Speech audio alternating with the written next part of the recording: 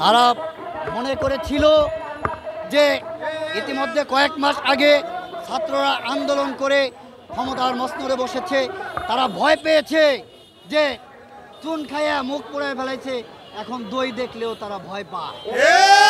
কিন্তু আমরা তো তা না, আমরা গাড়ি ভাঙচুর করব না, সেটা আমাদের হুকুম নাই, আমাদের আদর্শ নয়, আমরা মানুষ মারব না। কিন্তু আমরা হলো অরাজনৈতিক সংগঠন, প্রেমের দলের লোক। আমরা অলি প্রেমিক, আমরা নবী প্রেমিক।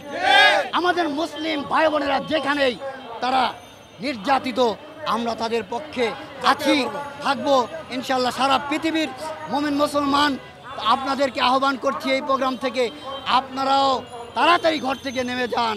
একতার বলে সবে হও বলিয়ান, উড়িবে আকাশে তব বিজয় নিষ্ঠা। আমি বিশ্ব জাকের মন্দিরের নগণ্য গোলাম। আমার পরিচয় বিশ্ব জাকের মন্দির দরবার শরীফ কর্মী গ্রুপ, ওলামা কর্মী গ্রুপের কেন্দ্রীয় কমিটির সদস্য। আমি মুফতি লিয়াকত আলী আশিকি। আপনাদের মাধ্যমে সারা পৃথিবীবাসীকে জানাইলাম আমরা ফিলিস্তিনের পক্ষে। ফিলিস্তিনি বংশ সেদিন বেশি দূরে নয়, এই ইসরায়েল নামে কোনো দেশ থাকবে না, তাদের পায়ের তলায় মাটি থাকবে না ইনশাল্লাহ। ফেরাউন, নমরুদ ও তাদের মতো অবস্থা এদের হবে, অচিরেই আপনারা দেখতে পারবেন ইনশাআল্লাহ। তারা বিভিন্নভাবে কৌশল করে যাচ্ছে, পদক্ষেপ নিয়ে যাচ্ছে। কারণ বাংলাদেশে প্রায় 10 লক্ষ মানুষ পীর মুর্শিদের ভক্ত, তরিকাপন্থী, সুফিবাদে বিশ্বাসী। এই সুফিবাদের মানুষগুলো যদি ঢাকাতে আসে এবং একত্রিত হয়ে যায়, তাহলে জামাত ইসলাম বা ওহাবিপন্থী যারা আছে তাদের উপর মানুষের আস্থা নষ্ট হয়ে যাবে।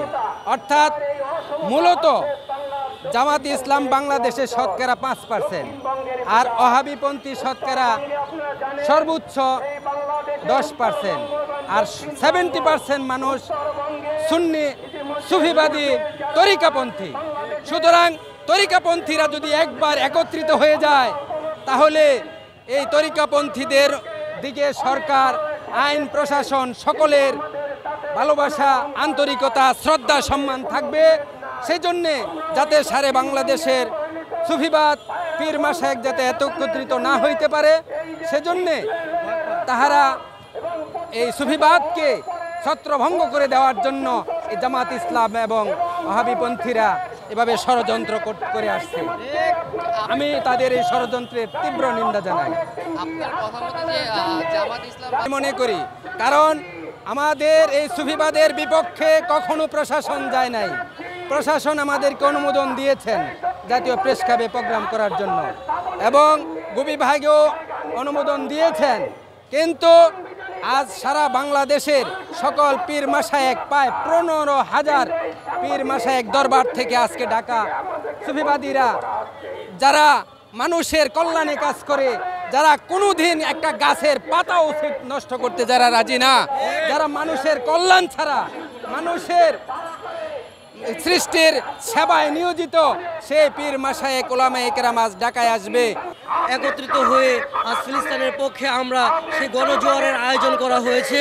বাংলাদেশে সকল সুন্নি জনতা, আহলে বায়াত, মোহাব্বত, পীর মাশায়েখ সকল ঐক্যবদ্ধ হয়ে এই বাংলার জমিনে আজ সর্বশ্রেষ্ঠ এক ইতিহাস সৃষ্টি করেছে, যা কখনো আর কেউ করতে পারেনি।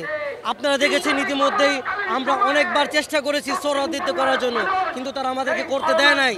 কারণ তারা বুঝতে পারে নাই যে আমরা হচ্ছে শান্তির পক্ষে চেয়েছি। তাদের মধ্যে লুটপাট, এই আগুন পানি থেকে আমরা এগুলো আহলে সুন্নাত ওয়াল জামাত কখনো এগুলো সাপোর্ট করে না। আমরা সৌরাদিত্য করতে চেয়েছি, তারা সৌরাদিত্য আমাদেরকে দেয় নাই। তারা সর্বশেষ এরকম একটা জায়গার মধ্যে আমাদেরকে ফালাইছে, যেখানে আমাদের মাইকও আয়োজন করতে দেয় নাই, মাইকও বাজাতে দেয় নাই, মাইকের আয়োজনও করতে দেয় নাই। আমরা সবসময় এতটুকু চাই যে আহলে সুন্নাত ওয়াল জামাত শান্তির পক্ষে, আহলে বায়াত পীর মাশায়েখ অলি আব্দুল গাউস কুতুব তারা শান্তির পক্ষে চেয়েছে। আপনারা দেখেছেন এখানে কোনো হইচই, কোনো মারামারি, কোনো প্রকারের আহাজারি কোনো কিছুই হয় নাই, কিন্তু তারা গত দিবসে যা করেছে দেখা যাচ্ছে যে মারামারি, আগুন পানি, আমচুরি এগুলো সব কিছু তারা ওই শিবিররা করেছে। কিন্তু আহলে সুন্নাত ওয়াল জামাতের পক্ষ থেকে এত সুন্দর একটি আয়োজন করা হয়েছে যে কোথাও কোনো পিঁপড়াও মারা যায়নি। তাই আমরা বলতে চাই আহলে সুন্নাত ওয়াল জামাত হচ্ছে একটি শান্তির পক্ষ, একটি হচ্ছে রহমত, যা হচ্ছে আমরা আহলে সুন্নাত ওয়াল জামাত পীর মাশায়েখের গণের পক্ষ থেকে, আমরা নবী ওয়ালিদের পক্ষ থেকে আমরা এই শান্তিপূর্ণ একটি সমাবেশ করতে পেরেছি। কিন্তু আমাদের মনে অনেক কষ্ট যে সুরাত ঈদ আমাদের করতে হয়নি, কারণ বাংলাদেশ থেকে আজকে লোক এসেছে কিন্তু জায়গা হয়নি। যদি আজকে সুরাত ঈদে করতে হতো কানায় কানায় কানায় কানায় নারে তাকবীর নারে রিসালাতের ধ্বনি আজকে বাইতো, কিন্তু আমাদেরকে সেই সুরাত ঈদে করতে দেওয়া হয় নাই। এই ছোটোখাটো একটা জায়গায় আমাদেরকে করতে দেওয়া হয়েছে। ইনশাআল্লাহ